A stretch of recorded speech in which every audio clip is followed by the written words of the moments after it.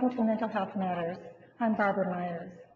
On today's show, we're going to be focusing on the problem of suicide, particularly when a loved one or family member dies of suicide. We're pleased and honored to have two guests here with us today. First, I'd like to introduce Kyle Taylor, whose partner and father both died by suicide. Kyle is the chair of the LGBT initiative for the Greater San Francisco Bay Area American Foundation for Suicide Prevention. Welcome, Kyle. Thank you. Next, I'd like to introduce Shirley Kaminsky, who's the mother of a son who died by suicide. She's the Survivor Initiative chair of the Greater San Francisco Bay Area chapter of AFSP, American Foundation for Suicide Prevention. Welcome, Shirley. Thank you. And I will mention also that suicide has touched the life of my family. My mother's father died by suicide, actually before I was born. So I'd like to start by talking about, just giving some facts about suicide. There are over 34,000 deaths each year by suicide. That makes about every 15 minutes someone in the United States dies by suicide. It's the 11th ranking cause of death in the U.S., and among young people, it's the third highest cause of death. There are 3.7 male deaths by suicide for every female death. However, female death attempts, there's twice as many female attempts as male attempts of suicide. Half of the deaths are by firearms. This is an equal opportunity condition. It affects people from all socioeconomic groups and walks of life. There was a study that I read about people who had died by suicide on the Golden Gate Bridge that showed people from the military, from government, from various different kind of service industries, business, self-employed people, entertainment, education, homemakers, and unknown causes. So they're from many of the different walks of life.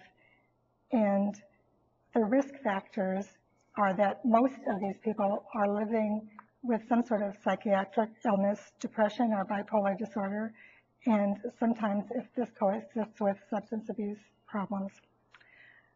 The risk factors also involve having a previous attempt of suicide.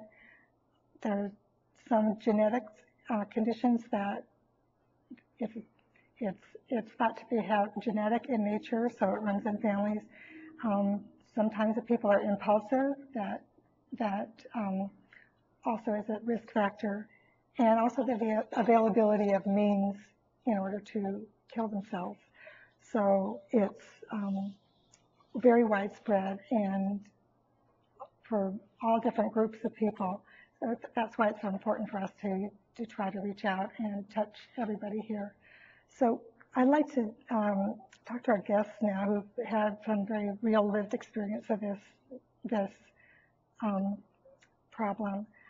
And I'll start by talking with Kyle. Kyle, can you tell us your story? I understand that you lost both your partner and your father to suicide. Can you tell us what happened? I lost my partner and father 4 years ago, about 4 months apart. Wow. So it was very sudden for both of them. And they both struggled with mental illness. They both were struggling with alcoholism, and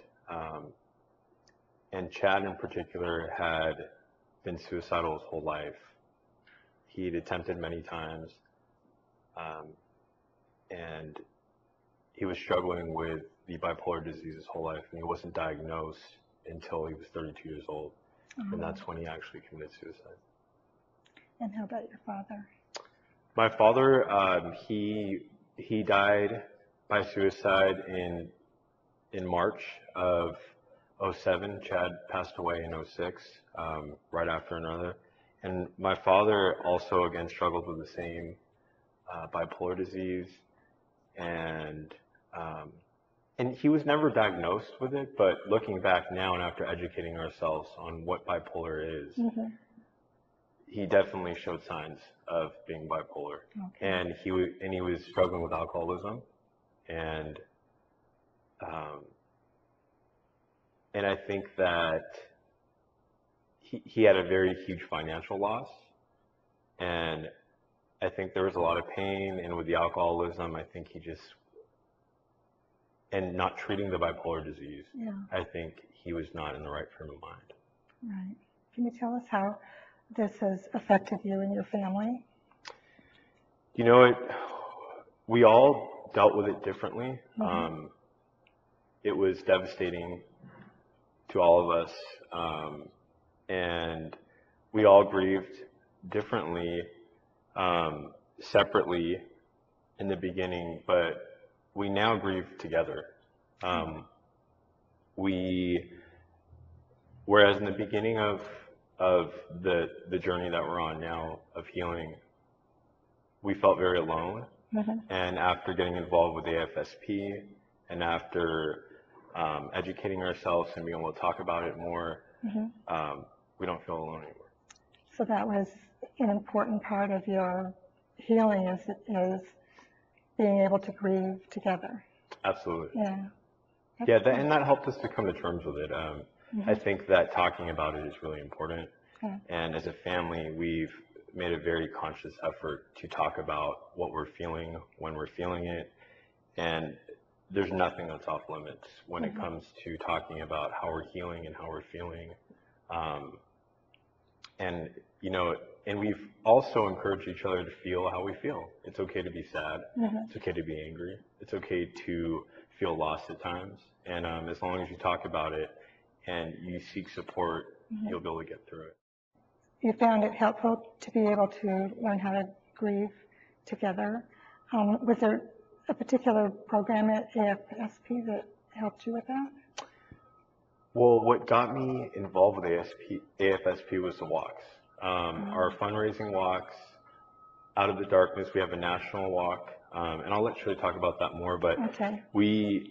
it just is a powerful program where you get to meet other survivors and share stories and share maybe, you know, different ways that you've dealt with the suicide and the death and how to cope with that. So it's just, you know, getting together with a very unique community who you can really relate to. And it's a time to share.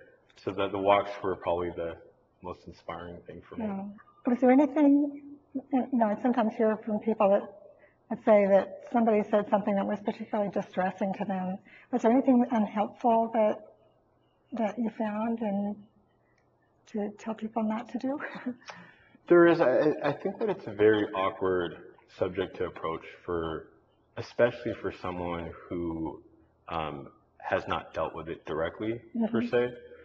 So there was a lot of things that maybe were hot words for me during the time where I was healing that I became very sensitive about. And after reading more about suicide, I see that there's a common link to some of these words that are stressful for some folks.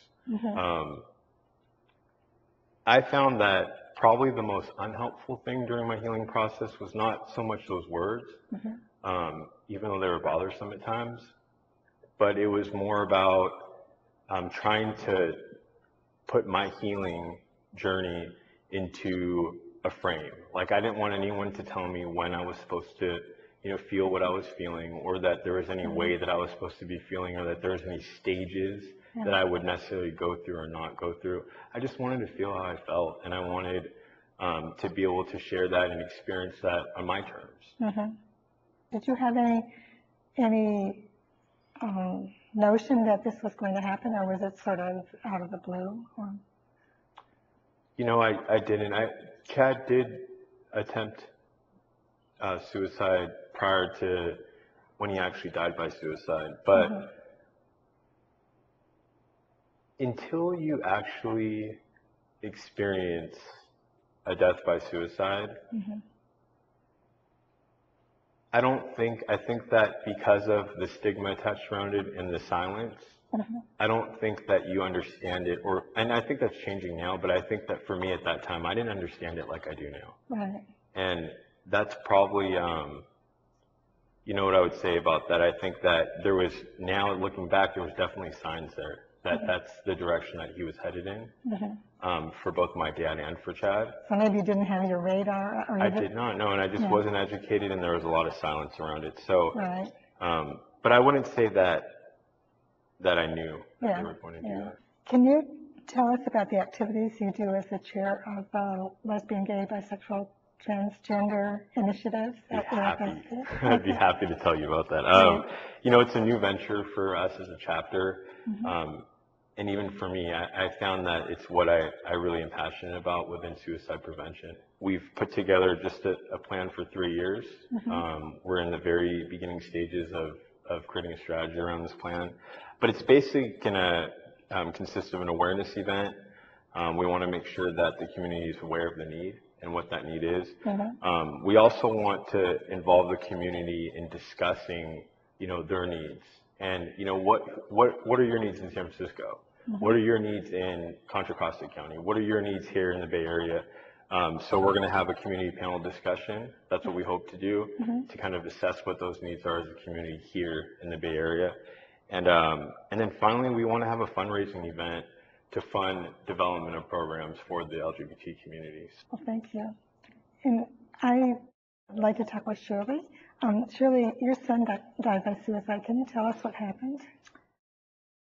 Well, I'll start off by saying that I lost both my parents when I was in my 20s. And that was difficult, but it was nothing like the searing pain and agony I felt when my son took his life. At the age of 18, he was just out of high school for a couple of months and on his way to college.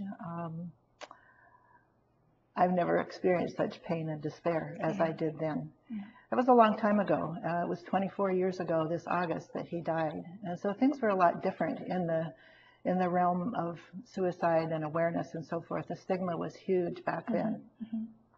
I've tried over the years to put some of the pieces of the puzzle together as to why he did this, because it took us totally by surprise. I thought at the time that it was an impulse death. I had seen no signs of depression in my son. I just figured it was a situation where a young, sensitive man was confronted with an experience that he didn't have life experience and the tools to deal with.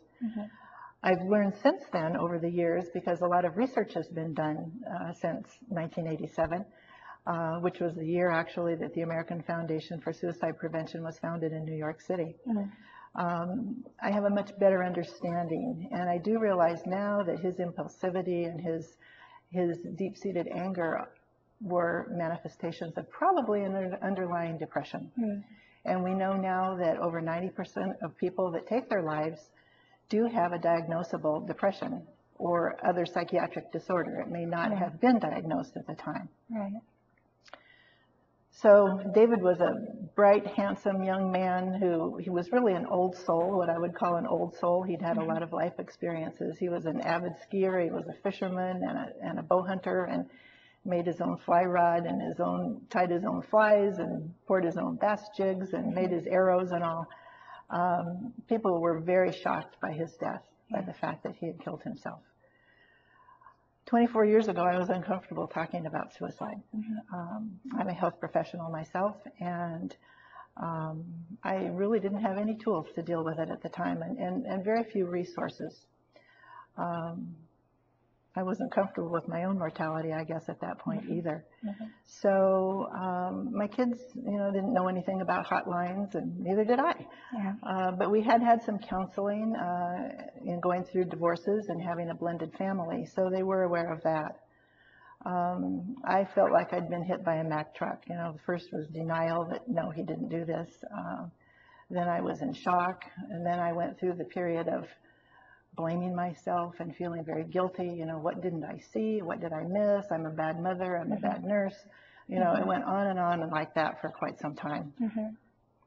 And then there was the shame too, and the embarrassment, because people didn't say the S word back then. And people still shy away from talking about suicide and mental illness, but it certainly has changed over the last 24 years. We're making progress. We're definitely making progress. What did you find helpful? Well, I put the pieces of my life back together slowly. I, having always been a very strong individual, I felt very fragile for a long, long time. And I had great support from friends and family. I did individual counseling at least weekly and sometimes more for over a year. That was my lifeline. And I had a husband who was incredibly understanding, and he always said to me, "Shirley, go at your own pace. You don't have to listen to what other people say you should do." Kind of like what Kyle said, because everybody does grieve differently. I know you've been very much involved with the American Foundation for Suicide Prevention, and you're even one of the founders of the Greater Bay Area chapter. Can you tell us about the organization? I would love to. Okay, good. I said when the national organization began, and it's the largest nonprofit organization that works with suicide prevention, and we do not only suicide prevention but advocacy work. We do a lot of research. We have programs for survivors, and that's where my passion lies, is in working with survivors of suicide loss. This is a life-changing event for any of us who have experienced this. And as Kyle said, people feel very alone and very isolated. And so one of our missions is to heighten awareness, to educate people. And through AFSP and through our local chapter, that's what we do. We have programs and events that are awareness events, as well as fundraisers. We want people to know what the risk factors are that you mentioned. We want people to know what the signs of depression are. We want people to be able to talk about it openly. We talk about other illnesses openly, and we know that most people who die from suicide, as I said before, are depressed, whereas it doesn't mean that everybody that has depression is suicidal.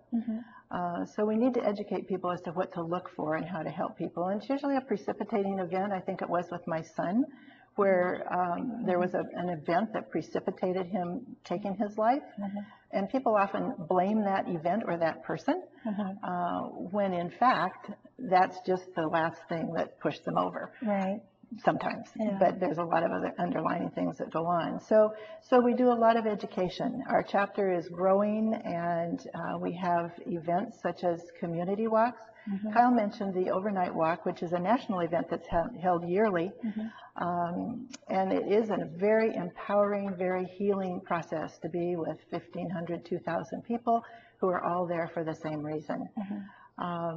And so you start walking in the evening and go all night? We go all night, out of the darkness into the light of a new day, or out of the darkness of depression, metaphorically, into the light of wellness.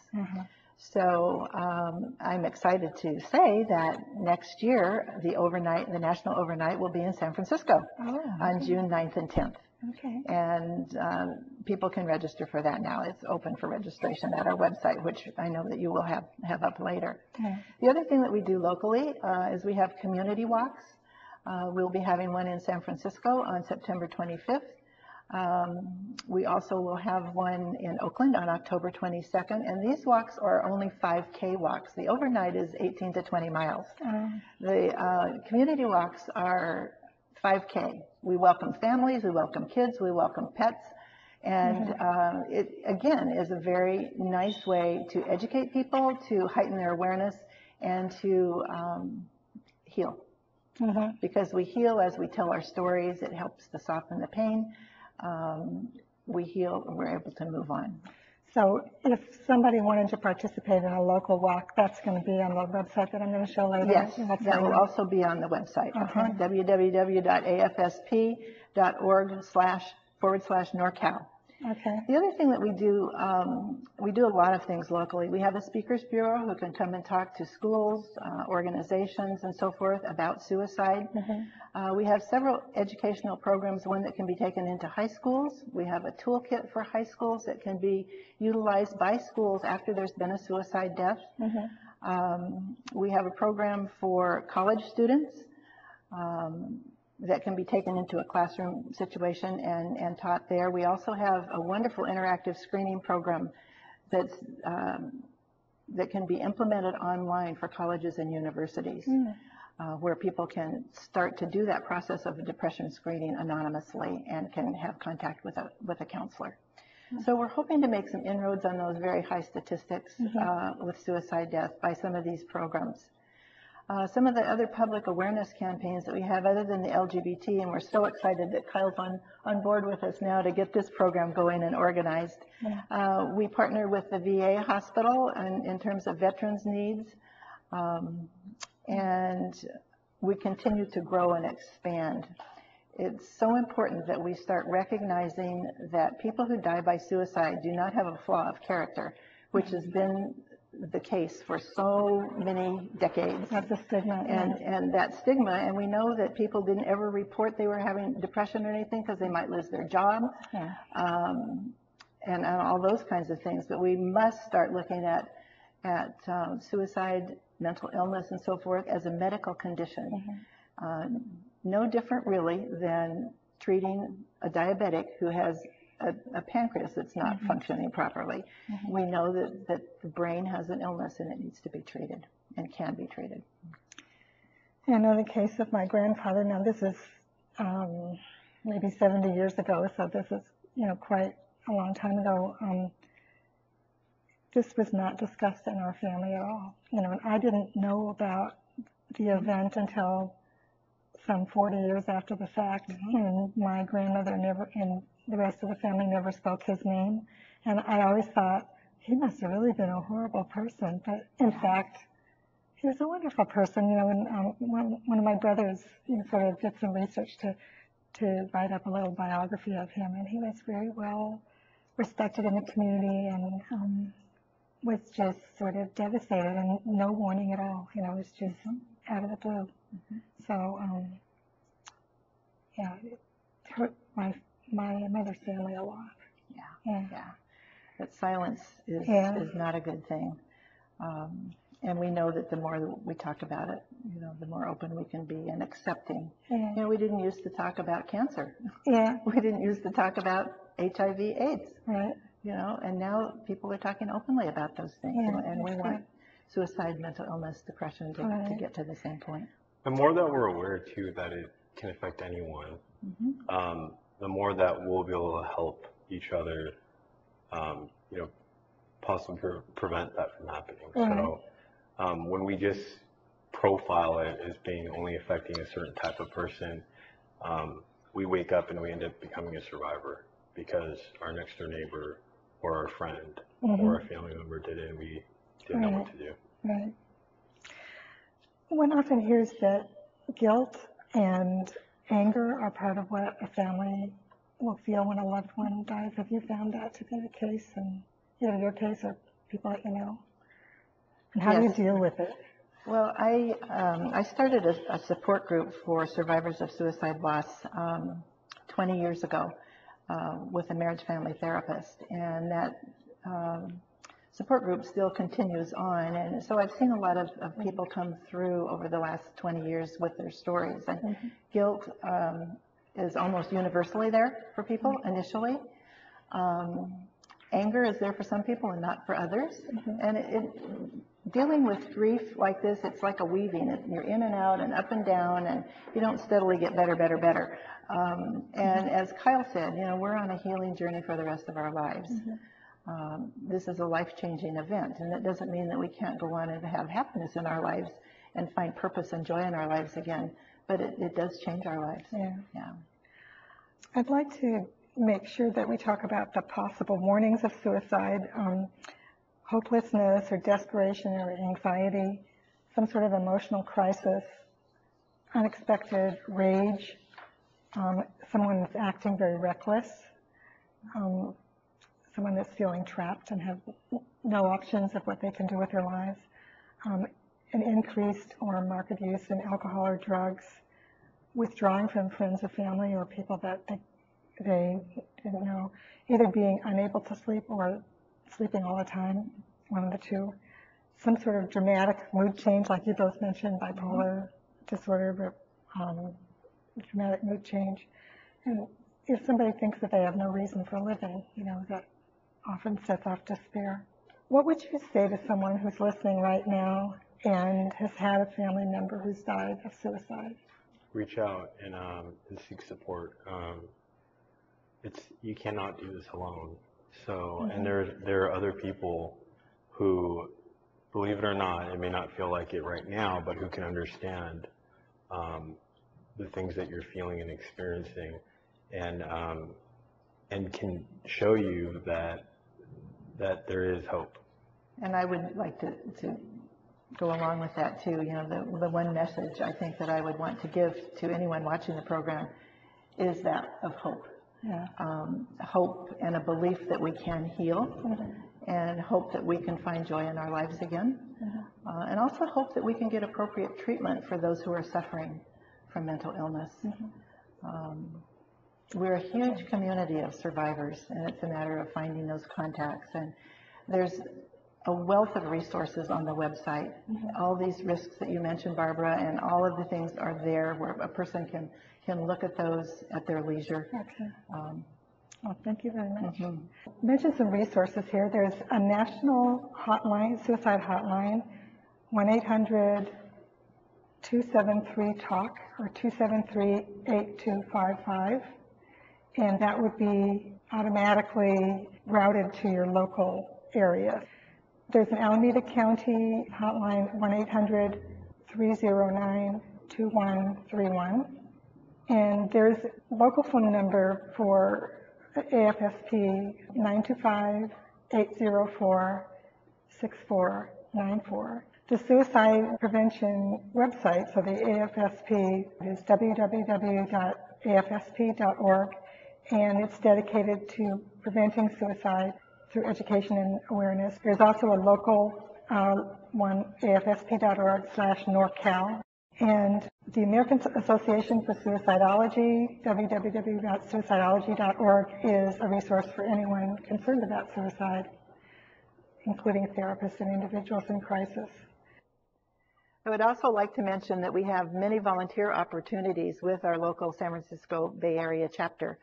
So please contact us at the number that Barbara gave you, or look online and you'll be able to get in touch with us. We have many volunteer opportunities. I'd like to thank Shirley and Kyle for being guests on the show, and I'll end with these words from the Reverend Wayne Arneson. Take courage, friends. The way is often hard, the path is never clear, and the stakes are very high. Take courage, for deep down there's another truth. You are not alone. Thank you for watching. We'll see you next time.